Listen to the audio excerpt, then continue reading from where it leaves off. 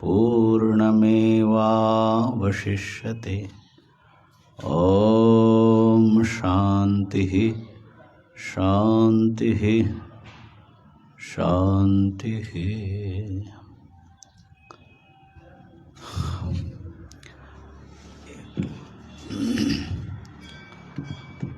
महादेव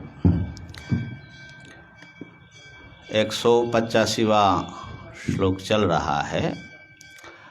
मनोमयो नापि भवेत परात्मा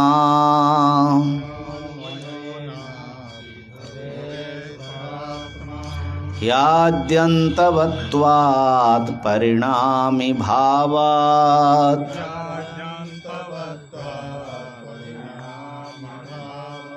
दुःखात्मकत्वाद् विषयत्वहेतोर्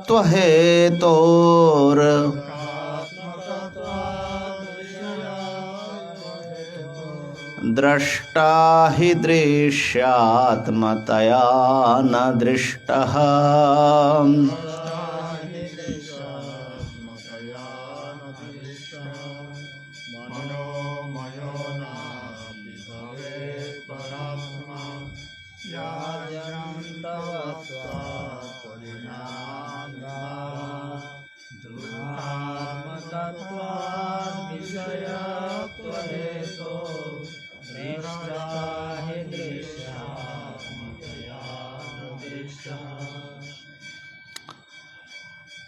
मनोमयः परात्मा न भवेत्।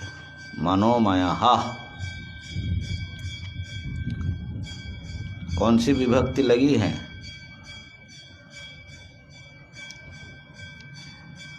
विभक्ति ढूंढ रहा था कि इसे दिमाग बंद करके रखा है? ढूंढ रहे थे। अच्छा हाँ, मनोमयः, इसमें कौन विभक्ति है?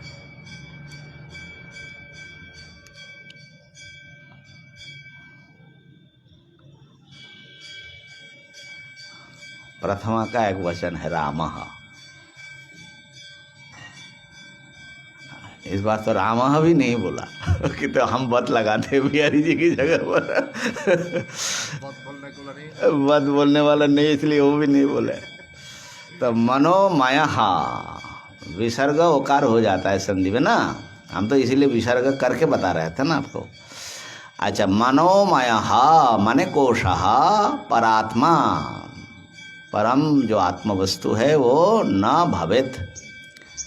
और अपिपद से कह रहे कि माने प्राणमय जैसे नहीं है, अन्नमय कोश जैसे आत्मा नहीं है, ऐसा मनोमय भी इतना सब करता है लेकिन फिर भी वो आत्मा नहीं है। अब हेतु दे रहे हैं ही, क्योंकि आद्यंतवत्वात्, ये जो पंचमी विभक्ति सब लगी है, आत आत आत, रामात रामात जैसा हेतु अर्थ में है, तो आद्यंतवत्व रूप हेतु से, आद्यंतवान होने से, अनुवाद ऐसा होगा, परिणामी भाव होने से, माने परिणामी पदार्थ होने से, दुखात्मकत्वात्, और दुखात्मक होने से उसमें दुखात्मकत्व रूप हेतु रहता है। अब विषयत्व हेतु हो, वहाँ पंचमी की जगह पर हेतु पद डाल करके पंचमी लगाया, हेतु हो। इन हेतुओं से मनोमय कोश आत्मा नहीं है, ये सिद्ध होता है। तो चार हेतु तो दिया ही है यहाँ पर।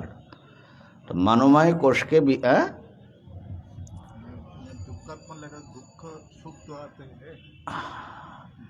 नहीं, दोनों नहीं लेना है, दुखात्मकत्वादि लेना है ना। क्योंकि सुख तो आत्मा में भी होता है, आत्मा स्वरूप में भी होता है। तो सुख मन में हो तो वो आत्मा हो सकता है, ऐसे संशय हो जाएगा।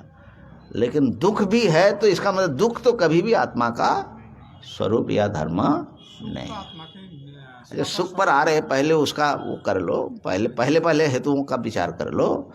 तो आद्यंतवत्वात्, इसके ऊपर हम लोगों ने कल विचार किया। मन कैसे आदि अंत वाला है, मन की उत्पत्ति और मन के विलीन अवस्था का आप साक्षी है कि नहीं? मन उत्पन्न होकर के उत्पात मचा रहा है, इस समय पता लग रहा है कि नहीं?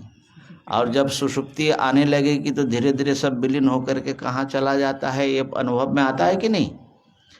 तो आदि और अंतवान है ये मन, अहम मम आदि सब फैलाने वाला सारा जो ये सब बताया संकल्प रूप है। तो इसके जो साक्षी है, इसके विलीन अवस्था का जो साक्षी है वो है आत्मा। इसके आदि अंत को जो देखने वाला है, तो जिसका आदि अंत हो रहा है और आदि अंत जो देखने वाला है वह एक होगा? एक नहीं होगा। इसका आदि अंत होता है। बस ये जो इसमें बार बार इसका विचार करो। अभी जो बैठा हुआ है लग रहा है कि ये आत्मा है, यही मैं हूँ, लेकिन भाई ये जो तू है ये तो सुषुप्ति में कहाँ गायब रहता है, और गायब रहता है ये किसको पता लग रहा है?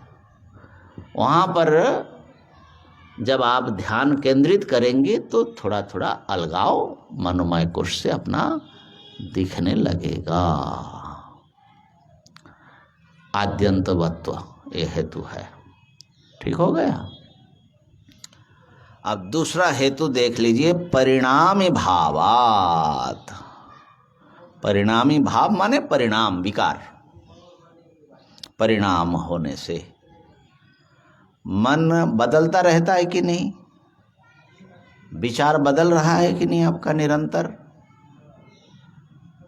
विचार बदलना माने क्या? मन के रूप। विचार क्या है? मन का ही रूप है ना। तो मन बदल रहा है कि नहीं रहा है निरंतर? अभी इधर ध्यान चला जा रहा है, अभी उधर चला जा रहा है, अभी ये चिंता हो रही है, ऐसा निरंतर हो रहा है ना। तो ये जो परिणाम है इसके बदलना, परिणाम जो होता है वो मन बैठा हुआ परिणत हो रहा है। माने अभी मन के उत्पत्ति विलीन की बात नहीं, लेकिन मन के रूपों का, आकारों का, माने मन मनोमय कोश के स्थिति काल में, जागृत स्वप्न में कितना रूप ये मन लेता है। तो ये जो मन के सारे परिणाम है, ये परिणाम क्या मन ही देख पाएगा? बने इसको देखने वाला भी कोई है? परिणाम हो रहा है तो पता लग रहा है, अनुभव तो आ रहा है, अनुभव में तो आ रहा है। तो इन परिणामों को जो देखेगा वो परिणाम से अलग होगा कि नहीं होगा? परिणामों को वृत्ति शब्द से हम कह देंगे तो थोड़ा तुम्हारे परिचित शब्द में आ जाएगा। मन की जो वृत्तियां बदल रही है, इन वृत्तियों को बदलते हुए जो देख रहा है वो है आत्मा, साक्षी। वो क्या ये परिणामी पदार्थ होगा? परिणामी वस्तु जो स्वयं बदल रहा है, क्या वो अपने परिणाम को जान सकता है? ये प्रश्न हो रहा है। परिणाम का बदलाव को देखने के लिए बदलाव से बाहर उसको खड़ा होना पड़ेगा। जो बदल रहा है, हाँ, वो जो है बदलाव का साक्षी नहीं बनेगा। वो बदलते समय एक कोई ना बदलने वाली वस्तु जो वहाँ नजर रख करके बैठा रहेगा, जिसका उपस्थिति में बदलने वाला चीज बदल रहा है, जो जान रहा है ना। तो इसी को हमारे सुरेश्वराचार्य जी ने बड़े सुंदर शब्दावली में प्रस्तुत किया। नरते स्याद विक्रिया दुखी। ऐसे तो ये दुख के लिए आएगा। साक्षिता का विकारिणः, जो विकारी पदार्थ हैं वो साक्षी वो नहीं हो सकता विकार का। विकारिणः साक्षिता नास्ति।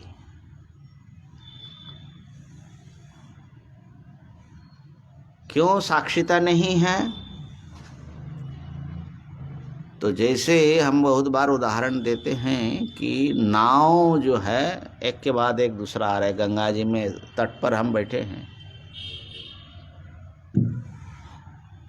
तो एक नाव आया, दूसरा आया, फिर देख रहे क्रूज आ रहा है, क्रूज आया चला गया।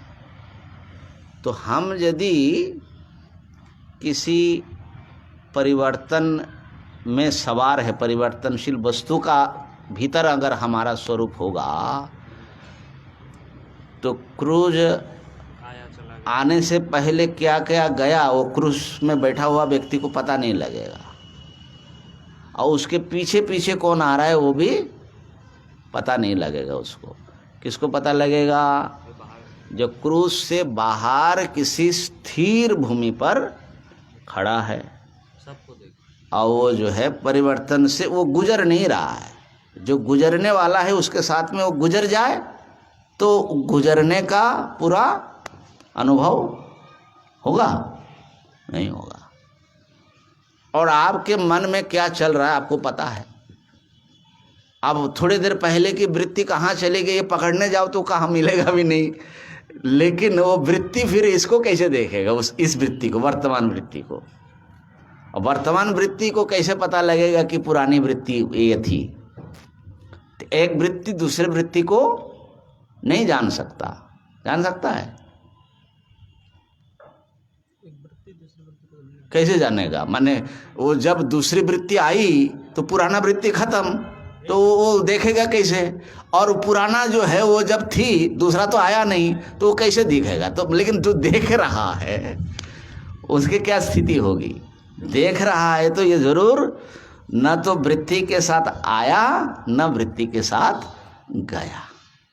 जो दिल्ली में चला गया वाराणसी में कैसे अनुभव करेगा? वाराणसी में जो है वो दिल्ली। हाँ, इसका मतलब ये हुआ कि मनोमय कोश तो परिणाम ले रहा है, निरंतर उसमें बदलाव हो रहा है। उसको देखने वाला आत्मा है, अनुभविता आत्मा है। ये मनोमय कोश आत्मा नहीं है। दूसरा हेतु हो गया। तीसरा हेतु दे रहे दुखात्मकत्वात्। भैया ये जो है मनोमय कोश दुख रूप है, माने दुख जनक होने से दुख रूप है। और दुख भी असल में जो दुख का अनुभव होता है मन का ही एक रूप है ना। दुख तो कोई मिट्टी से बना हुआ घट जैसा या सोने से बना हुआ कंगन जैसा वस्तु नहीं। ये दुख किससे बना? बना कि नहीं बना?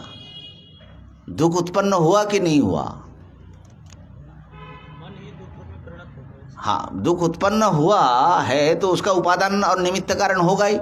तो क्या वस्तु दुख रूप में आया? तो मन ही दुख रूप में आया। ठीक है ना? तो इसलिए मन जो है दुखात्मक हुआ। तो दुखात्मक होने से भी कह रहे हैं कि ये आत्मा नहीं हो सकता। इसमें आप कुछ कह रहे थे माधवानंद जी ना, दुखात्मक में सुखात्मक भी लेना चाहिए आप कह रहे हैं।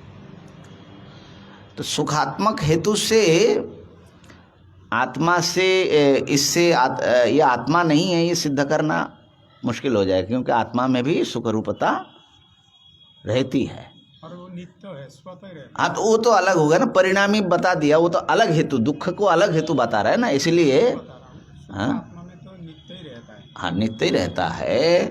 लेकिन नित्य सुख को माने सुखात्मकत्वात् ऐसा हेतु से मनोमय कोश से आत्मा भिन्न नहीं सिद्ध होगा। दुखात्मक होने से ही मन आत्मा से भिन्न सिद्ध होगा। कैसे?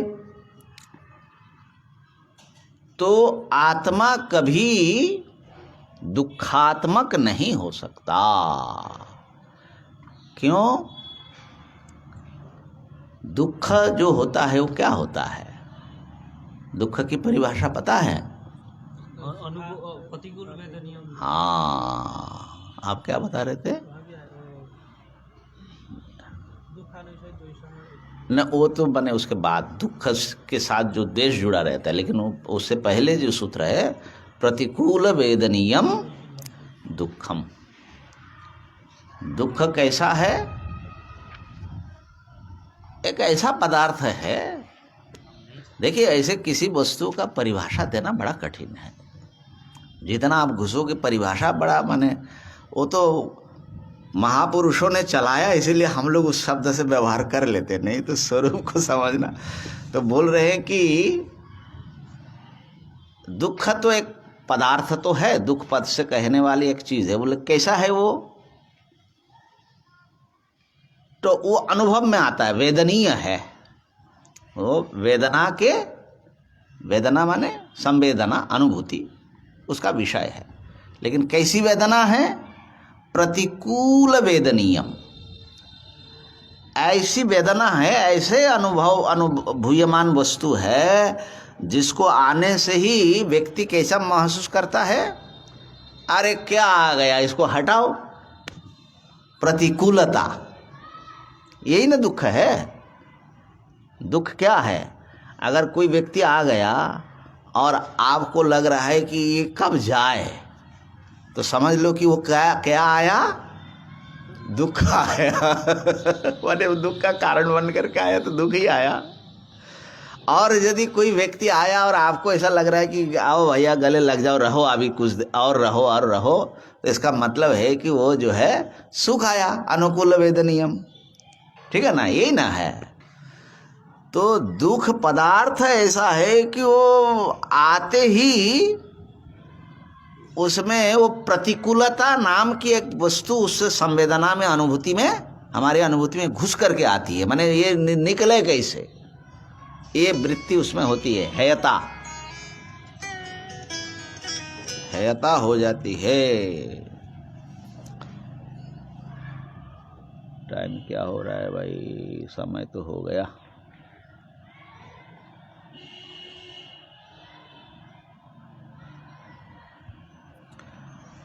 तो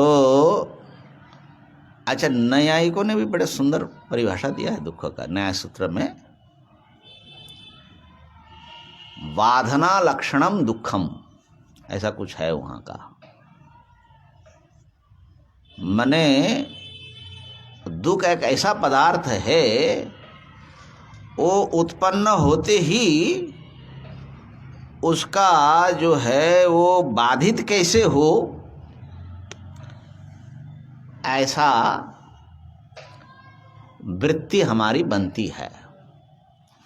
अगर दुख हो, तथाकथित दुख हो, और आपको लगे बड़ा अच्छा है भैया रह जाओ और थोड़ी देर, तो समझ लो वो दुख रूप नहीं हो रहेगा। फिर अगर दुख आपको एक्सेप्ट हो गया और आपको कोई प्रतिकूलता, आप प्रतिक्रिया माने बाधन करने की इच्छा आपको नहीं हो रही है, तो इसका मतलब वो दुख जो है क्या बन गया? सुख जैसा बन गया। हाँ,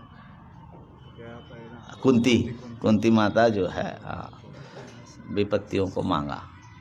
तो अब ये जो दुखात्मक पदार्थ है, ये दुखात्मक पदार्थ ऐसा है कि वो होते ही जैसे मैंने हटे, तो भैया किससे हटे? दुख किससे हटे? वो पदार्थ आत्मा से, माने जो अनुभविता है उससे हटे ना। तो इसका मतलब जो अनुभविता है वो उससे अलग हुआ कि नहीं हुआ?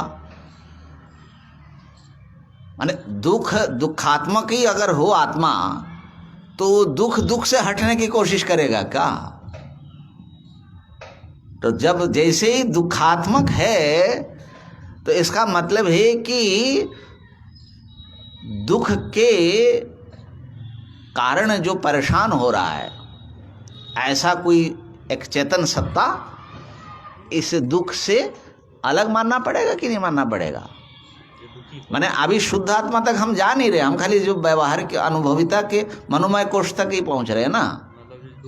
जो दुखी हो रहा है वो दुख पदार्थ नहीं है। वो दुख उसमें दुख चाहता भी नहीं और हाँ, तो इसलिए दुख है उससे भिन्न पदार्थ है, वो दुख से भिन्न पदार्थ है। और दुख कौन बना? मन। तो इसका मतलब है कि आप वो दुख रूप जो मन है वो आप नहीं हो सकते। दूसरी बात है, आत्मा कैसी है? आत्मा तो परम प्रेमास्पद है।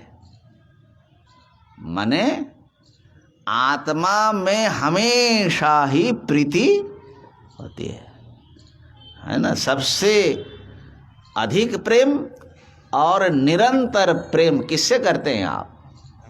अपने से करते हैं। तो जो परम प्रेमास्पद है वो तो परमानंद स्वरूप है। तो दुखात्मक पदार्थ उसका स्वरूप कैसे होगा? अगर आत्मा दुख रूप होता तो सब अपने आप से द्वेष करते, अपने आप को मारने की कोशिश में सब लगे रहते कि किसी तरह ये हटे। तो इसलिए दुखात्मकत्व हेतु से भी ये मनोमय दुखात्मक है, तो आत्मा वो नहीं हो सकता। बल्कि बिहारी जी कल नहीं बोल रहे थे कि कोई बड़े कौन व्यक्ति ने सुसाइड किया और नोट में लिखा कि हमारा मन ही जो है हमारा दुश्मन बन गया। वरने विचार में ऐसा तकलीफ पाने लगा कि अब कैसे छूटे। दिन रात विचार अगर चलता रहे तो एक तो या तो वो पागल हो जाएगा या सुसाइड करेगा। उसी में तो सुख खोज रहे ना, हाँ, जो सुसाइड किया है उसी में सुख सुख खोज रहा है। ठीक बात है। वेदांत का ज्ञान नहीं मिला, इसलिए वेदांत का ज्ञान तो पता नहीं, पता तो है मर ऐसा है कि वेदांत का ऐसा कर डालते हैं भैया, तो इसलिए ज्ञान थोड़ा गहरे तक पहुंचना पड़ेगा। ये बात है। तो दुखात्मक हेतु स्पष्ट हो गए ना। अब विषयत्व हेतु हो भैया, ये जो मन है आपका, मन के वृत्तियां है, मन के सारे रूप है, वो आपको दिखाई पड़ता है, दृश्य रूप में आ रहा है, विषय है। समझ रहे हैं ना, हाँ, विषय बन रहा है ना, वो विषयी तो नहीं है ना, वो तो विषय है। उससे विषय अलग हो और हम अनुभव भी कहते भी है कि मेरा मन चंचल है। तो मेरा जब कहोगे इसका मतलब मैं नहीं, तो मैं पदार्थ भिन्न हो जाएगा। विषयत्व हेतु हो, विषय रूप हेतु से भी, क्योंकि दृष्टा जो है दृश्य रूप से कभी ना देखा गया। दृष्टा के रूप से तो देखा जाता है, अहम करके अस्मत् प्रत्यय का विषय तो बनता है, लेकिन दृष्टा आपके सामने आप ही दृश्य बन जाओ, ऐसा होगा क्या? लेकिन मन कैसा है? मन के सारे रूपों को आप देखते हैं कि नहीं देखते हैं? देखते हैं। तो इसका मतलब है कि विषय भी होने से ये तो दृष्टा नहीं है। ये चार हेतु इतना जबरदस्त हेतु है बाबा, इससे मनोमय कोश को ठीक से लगे रहोगे तो मन से अपना अलगाव स्पष्ट हो जाएगा। ओम पूर्णमदः पूर्णमिदं पूर्णात् पूर्णमुदच्यते पूर्णस्य पूर्णमादाय पूर्णमेवावशिष्यते। ओम शांति शांति शांति।